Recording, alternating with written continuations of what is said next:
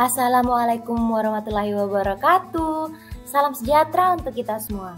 Hai teman-teman PPG Prajawatan, kiranya kita dalam keadaan sehat dan dalam lindungan Tuhan Yang Maha Esa.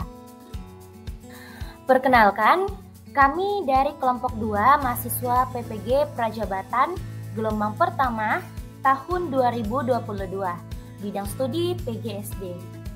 Saat ini kami akan memaparkan materi hasil diskusi kami mengenai observasi karakteristik peserta didik. Untuk memenuhi tugas mata kuliah pemahaman peserta didik dan pembelajarannya. Tujuan seorang guru mengetahui karakteristik peserta didik yaitu agar pembelajaran berlangsung efektif dan memudahkan guru melakukan tugasnya di dalam kelas. Hal ini dapat kita temukan dengan observasi yang meliputi 12 karakteristik. Yang pertama ada etnik. Etnik menggambarkan tentang suku yang ada di dalam kelas yang kami observasi. Peserta didik yang beragam etnik diantaranya dari suku Jawa, Bugis, dan juga Makassar. Selanjutnya kultural. Dalam proses pembelajaran kultur, lingkungan kelas yang kami observasi terdapat 3 kultur yaitu norma, kebiasaan, dan keagamaan yang dapat membentuk karakter siswa. Pada kultur norma dalam kelas, siswa diajarkan bertingkah laku saling menghargai perbedaan. Terkhusus di kelas 6, guru memberikan kesepakatan dalam kelas dalam menentukan peraturan-peraturan di kelas. Status sosial. Status sosial ini menggambarkan variasi status sosial peserta didik yang ada di dalam kelas. Dari kelas yang kami observasi, keseluruhan siswa memiliki status sosial menengah ke atas. Informasi ini kami peroleh saat melakukan wawancara bersama guru pamong dan juga berdasarkan hasil pengamatan yang kami lakukan, seluruh siswa berpakaian dan berpenampilan yang rapi, serta ketika diantar lalu dijemput kembali, hampir seluruh siswa dijemput menggunakan kendaraan pribadi seperti motor atau jalan kaki dijemput oleh orang tuanya. Selanjutnya minat. Berdasarkan observasi yang kami lakukan di kelas 6, siswa memiliki minat yang beragam dalam proses pembelajaran. Seperti terdapat siswa yang memiliki minat dalam mata pelajaran matematika, olahraga, agama, dan juga bahasa Inggris. Kemudian, minat ini juga dipengaruhi oleh perasaan mereka ketika proses pembelajaran.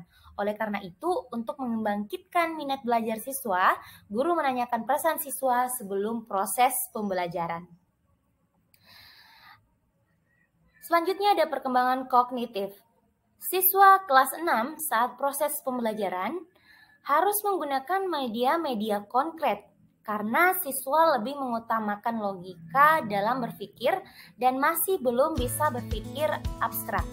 Jika materi yang disajikan tidak bisa dilihat secara langsung oleh siswa, maka materi yang disampaikan akan sulit untuk dipahami oleh mereka. Selanjutnya, kemampuan awal.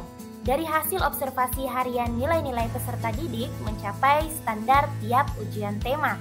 Siswa rata-rata mendapatkan nilai yang baik dalam proses pembelajaran dan hasil belajar. Lalu ada gaya belajar.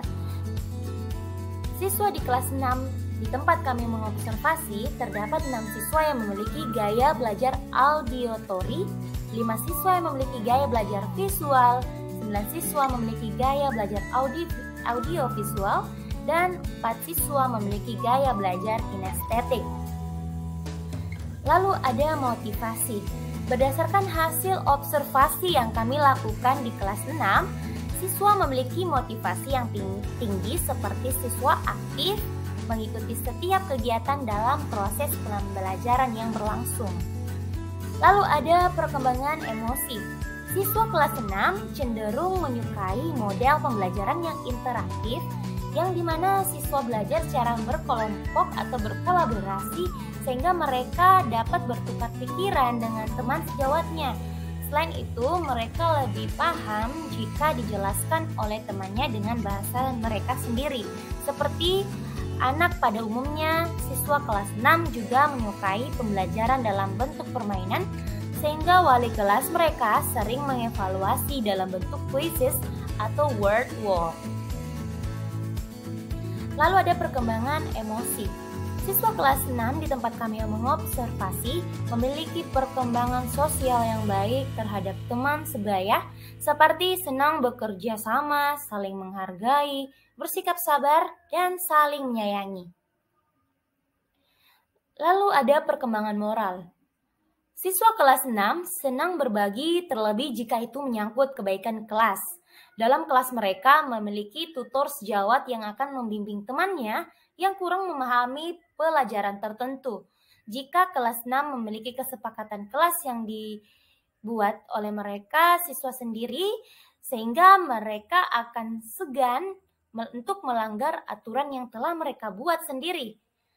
Di sekolah tempat kami observasi, tepatnya pada UPT SPF SD Kampus IKIP, tepatnya di kelas 6, tidak menerapkan sistem sanksi atau hukuman, namun mereka menerapkan sistem segitiga refleksi, yaitu komunikasi, problem solving, perjanjian.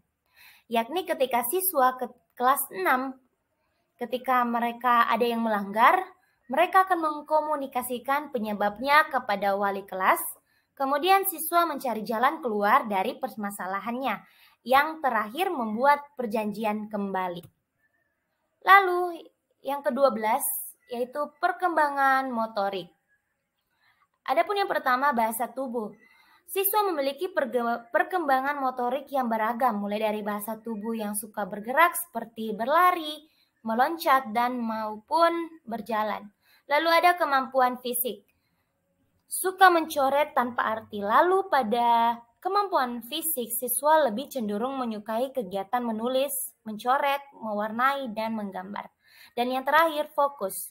Dari segi kefokusan dalam pembelajaran, siswa cenderung fokus apabila media yang digunakan oleh guru bersifat konkret, sehingga siswa mudah mengingat apa yang dilihatnya.